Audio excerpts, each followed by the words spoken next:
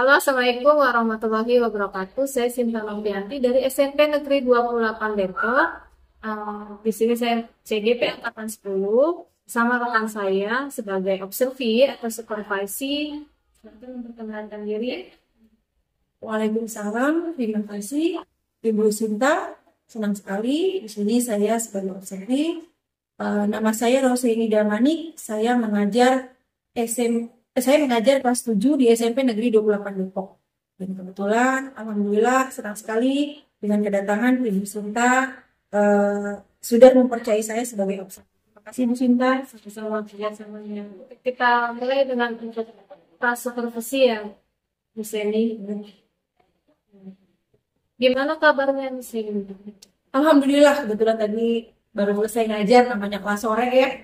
Insya Allah. Oke, misalnya ini terkait supervisi nanti ada beberapa hal yang ingin saya sampaikan ke misalnya. Kira-kira misalnya ini apa sih rencana misalnya tentang BAUMI di kelas 7? Tujuan utama misalnya pada pelajaran ini nanti. Untuk tujuan pembelajaran ini anak-anak namanya kelas 7 ya. Jadi ini perpindahan dari SD ke SMP. Nah, terkadang kan mereka yang belum sama sekali mengenal bahasa Inggris. Bahkan belum ada pelajaran bahasa Inggris. Nah, kebetulan di SMP sekolah menengah pertama. Itu anak-anak sudah harus, bahkan udah ada di buku dari pemerintah ya, Kemendikbud itu anak-anak sudah harus menguasai tenses. Ada beberapa tenses yang harus dikuasai anak, yaitu dua tenses. Simple present tense salah satunya. Nah, itu luar biasa ya, luar biasa. Saya lihat di KIKI-nya itu. Nah, saya di sini sebagai guru bahasa Inggris, karena mereka majemuk, bagaimana mereka mengerti vocabulary, grammatically, itu saja udah alhamdulillah bagi saya. Jadi tenses itu hanya patokan bagi saya. Secara general, ini loh tenses. Tapi basic dari dasarnya mereka itu setidaknya mengerti perbendaharaan, yaitu kosakata. Itu saja udah alhamdulillah sudah jadi tujuan yang sukses buat saya gitu Bu Sinta. Kita lanjut ke pertanyaan berikutnya ya, Nidia. Bisakah misalnya menjelaskan lebih spesifik tentang apa yang misalnya diharapkan nanti di akhir pelajaran? Di akhir pembelajaran itu yang saya harapkan, yang saya ingin capai adalah anak-anak bisa merefleksi diri. Bahkan mereka bisa mempraktikkan, mempresentasikan di dunia kehidupan sehari-hari. Contoh, saya ngambil tipikal anak-anak yang saya lihat dulu, saya kenalin dulu. Oh, ini tipikal visual, ini tipikal kinestetik, dan lain-lain. Nah, nanti anak-anak yang ibaratnya tidak bisa, itu akan mengikuti si anak ini. Makanya kita nanti, saya pribadi, saya akan membuat grup, membuat diskusi kelompok kecil agar mereka bisa tutor sebaya, mengajarkan teman-temannya, jadi bisa gitu ya. Nah, ini hanya di akhir pembelajaran saya ingin pencapaian saya itu maksimal. Itu sih yang saya harapkan. Baik kosakata, vocabulary ya, dan mereka memahami perbendaharaan yang saya ajarkan. Itu bisa juga. Jadi ibaratnya tadi tujuannya kan tadi tentang about me itu adalah memperkenalkan diri, tapi juga mereka jadi paham vocabulary juga bahasa Inggris ya. Benar sekali Semua. Tujuannya juga rencana untuk spesifiknya juga bagus ya. Ibaratnya nanti saya perhatikan misalnya pada sama observasi di kelas. Pada saat mereka kesulitan kosakata atau kata bangsa, kira-kira ada nggak sih rencana misalnya ini nanti? Kesulitan itu pasti ada. Namanya kita seorang guru, orang tua kedua di rumah, pasti kesulitan ada. Yaitu saya menghadapi kesulitan satu di waktu. Waktu di sekolah itu bukan 1 jam itu harus full 60 menit ya. Tapi kan karena namanya kita kelas sore, itu sangat luar biasa. Terhambat oleh waktu. Kedua, by digital. By digital, anak-anak di usia mereka itu dari 30 siswa satu kelas pasti ada yang tidak mempunyai handphone. Ada pun itu menjadi kendala buat saya, karena sekarang kan sudah harus mempraktikkan dengan digital ya, dengan Quizy, Kahoot, Canva dan lain-lain. Nah, semudah mungkin saya mengkonvertnya itu. Jadi bagaimana ya caranya, itu yang menjadi hambatan buat saya. Sedangkan kembali lagi waktunya itu terbatas.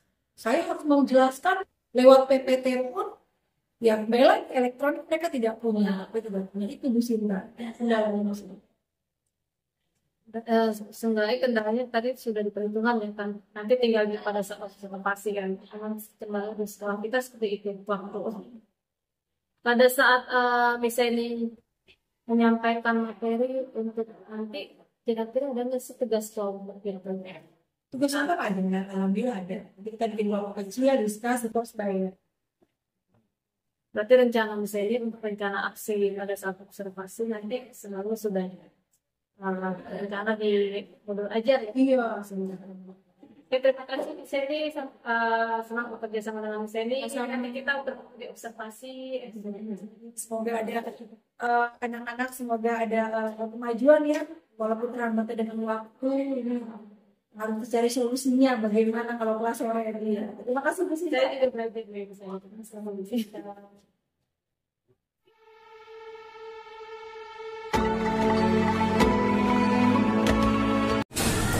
Nah, ini tasnya dilepas, alhamdulillah sudah dapat kelompok. Ingat terus ya, kelompok kita ini kalau pada saat diskus, kelompoknya jangan pindah-pindah, pokoknya ini terus kelompoknya. Sepakat? Oke. Karena apa? Yang tadi kalian bilang, Bu, kalau kita nggak tahu nanti strategi pembelajarannya bagaimana, bisa namanya dengan teman itu muter sebab ya bertemannya yang membicarakan yang positif tentang pembelajaran. Teman yang nggak bisa diajari, karena berbagi ilmu kita tambah banyak ilmu sayang. Ya, nggak boleh berilmu. Teman yang nggak bisa diajarkan, ya. Nah, ajarin ya, bener. Yang nggak dapat siapa kelompoknya? Dapat semua? Oke. Sekarang tentukan ketua kelompoknya.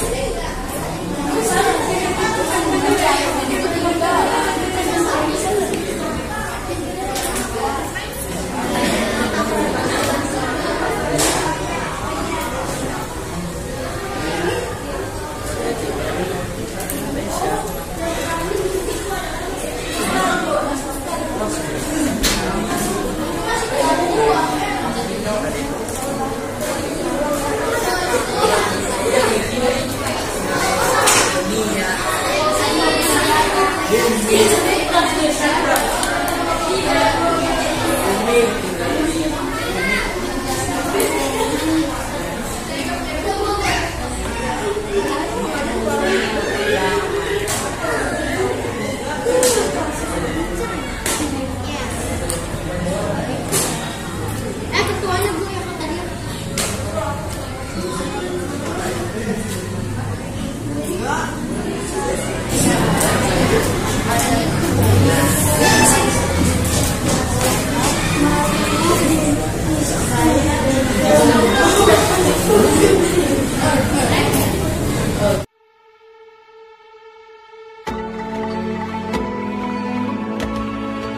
ketemu lagi dengan Miss Yeni. Terima kasih, selamat sore.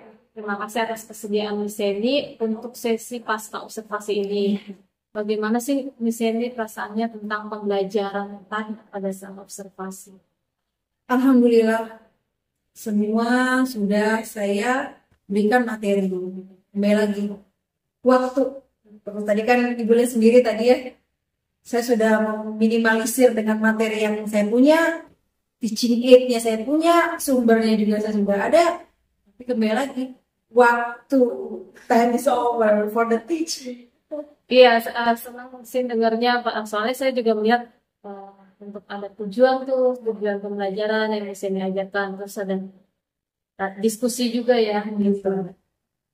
Untuk saya ingin mengidentifikasi kekuatan dalam pengajaran di sini, kira-kira area yang perlu ditingkatkan apa sih di murid itu pada saat kerja kelompok? Saya itu Anak-anak yang misalnya yang tadi tidak aktif menjadi aktif. ya, saya itu kalau membuat suatu diskus, membuat suatu project atau apapun itu masa kecil, itu pasti saya tidak mau anak ini sebelah sana diam, sebelah sana diam. Bagaimana supaya ada umpan balik? Itu saya bikin kelompok kecil. Setiap pembelajaran saya itu saya bikin kelompok permanen. Jadi makanya kita tuh sebagai guru harus hafal anak-anak, visual kah, kinestetika, audio kan itu. Jadi kita tahu karakter mereka seperti apa. Nah, satu kelas itu ada 30 siswa, Mbak. Kayak Ibu Sinta. Satu kelas ada 30 siswa, jadi saya membaginya itu satu kelompok ada 5. Itu udah tahu karakter anak-anak. Itulah yang membuat saya ini mudah untuk memberikan penilaian yang ternyata mereka ini bisa loh, yang diam ini bisa aktif kembali gitu kan. Makanya kembali lagi saya harus memahami anak per kelas. Kita kan ada hampir 8 kelas ya. Jadi setiap kelas itu saya buat kelompok. Walaupun ganjil genap harus lakukan kelompok agar mereka bisa tutor sebaya. Berarti untuk identifikasi anak-anaknya ada peningkatan yang perlu ditingkatkan, sebenarnya di sini sudah memahami ya. Kali balik lagi tadi ke prediksi awal tuh, ternyata emang kita kendalanya di waktu. Jadi berarti untuk diskusi kelompok saya lihat di kelas emang udah efektif, terus tinggal manajemen waktunya ya. Adakah dalam pada saat di sini menyampaikan materi ini nyambung nggak ke dalam kehidupan sehari-hari anak materi waktu? Alhamdulillah. Jadi yang tadi saya sampaikan ke Bu Sinta dari awal, tujuan pembelajarannya itu harus menguasai tensis. Gimana cara saya itu membuat kreativitas supaya anak itu jangan hanya tensis, tapi memperkenalkan diri, memperkenalkan diri dengan bahasa yang mereka tidak tahu. Itulah saya membeli sampling. Samplingnya itu saya biasa sebar lewat WhatsApp group digital dulu di Canva-nya. Nah, saya kasih contoh flashcard saya yang saya bagikan. My name is Roseni. My hobby is reading. Then I live at bla bla bla. Nah, dengan saya memberikan flashcard dengan gambar-gambar yang menarik, oh ini kan biodata, gitu kan. Tapi ini artinya apa ya? Tapi mereka tahu karena itu ada gambar rumah, ada gambar hobi saya membaca, ada gambar buku, gitu kan. Jadi bagaimana saya membuat sekreatif mungkin anak-anak itu mengerti kosakata grammatically. Nah, itu semua akan masuk ke dalam teksis. Baik lagi, subject, verb one and object complement. Jadi kalau mereka dari SD, SMP itu luar biasa, tabu banget bagi mereka. Apa sih teksis? Sedangkan pas 6 SD itu nggak diajarin bahasa Inggris. Jadi kembali lagi saya ngasih konsep yang simple, makanya saya ambil contoh about me, tentang saya, hobi saya, inilah saya, talk about me, gitu kan. bicara pada diri saya mau jadi apa sih? Nah itu sedikit gambaran setidaknya mereka mengerti tujuan mereka belajar bahasa Inggris apa sih? Ternyata bisa praktikkan di kehidupan sehari-hari. My name is Sinta, my name is Seni. Oh, name itu artinya nama. Gitu kan. Jadi itulah Bu Sinta, PR saya harus membuat kreatif dan kreatif lagi. Masya Allah. Untuk rencana aksi musik itu saya lihat sih udah bagus sih. Paling kita ke ambilnya di manajemen waktu. Itu Bu Jadi berarti Sinta. ada nggak sih dari materinya atau kita berdua nih untuk manajemen waktu di press itunya modul ajarnya gitu. Kalau kita 1 jamnya kan sebelum istirahat 30 menit, sedangkan 1 jamnya setelah istirahat 25 menit. Itu 30 menit ya Bu Sinta. Belum lagi cuaca ya. Ada cuaca tuh kadang Kalau sore mengulangan ya itu. Masya Allah. Astagfirullahaladzim. Jadi kembali lagi Bu Sinta, karena saya hanya mengikuti waktu ya. Kadang saya mau memberikannya lewat WhatsApp dulu. Saya reminder kembali. Anak-anak jangan lupa ya, don't forget to reading again. Jangan lupa dibaca kembali PPT yang saya berikan. Tapi lagi kendalanya tadi komunikasi, tidak punya HP. Kembali lagi kalau di rumah kan mereka nggak bisa ngajarin teman-teman yang nggak punya HP. Belum rumahnya berjauhan. Itu nggak bisa indah kendalanya. Bukan hanya waktu, tetapi komunikasi juga digital baik. tadi kan pada saat observasi, kita nggak cukup waktu untuk pada saat presentasi. Benar. Tapi kalau presentasi, ya tadi pertama langkah pertama modul ajarnya apakah di press, gitu kan juga sesuai waktu yang ada di sekolah, gitu. Atau nanti pada saat presentasi kita dilanjutkan ke pertemuan berikutnya. Nah itu kan berarti kan pertemuan berikutnya udah beda chapter lagi nih. Harusnya ya, gitu. Jadi bentuk tanggung jawabnya kan kita ada rencana aksi dari anak-anak dengan presentasi proyeknya gitu. Apakah dilanjutkan lagi dan atau misalnya mungkin bisa sih ya bisa masuk sebelum masuk ke materi baru presentasi dulu beberapa Reminder gitu ya.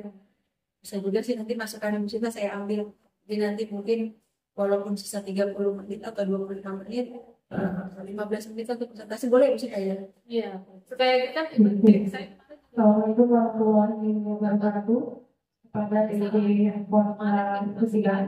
Silakan untuk informasi handphonenya jadi cuma satu ini kepada PB handphone kelas 9. Silakan untuk handphonenya di 50.